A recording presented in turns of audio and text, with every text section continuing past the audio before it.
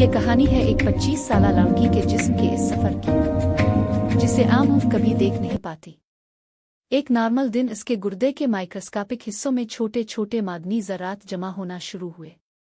وہ ذرات آہستہ آہستہ ایک سخت پتھر کی شکل اختیار کرنے لگے۔ پتھر کے بڑھنے سے گردے کے راستے تنگ ہو گئے۔ پہلے تو درد محسوس نہ ہوا، لیکن پھر اچانک ایک تیز درد اس کی کمر کے نچلے حصے میں الفا گیا۔ یہ درد عام نہیں تھا۔ پتھر گردے سے نکل کر تن یوریٹر میں داخل ہو چکا تھا۔ یوریٹر کی دیواریں سکڑتی اور پھیلتی رہی، پتھر کو آگے دھکیلتی رہی۔ ہر کنٹریکشن اس کے جسم میں درد کی لہریں پیدا کرتی رہی۔ وہ باہر کمر تھامے تڑپ رہی تھی اور اندر جسم پتھر کو آگے دھکیل رہا تھا۔ کئی گھنٹوں کی جدوجہد کے بعد پتھر مسانے تک پہنچا۔ درد کم ہوا لیکن سفر ختم نہیں ہوا۔ پانی پینا شروع کیا، مسانے میں بہاؤ بڑھا اور پتھر پیشاب کے راستے باہر نکل گیا۔ ایک چھوٹا پتھر مگر لمبا اور مشکل سفر۔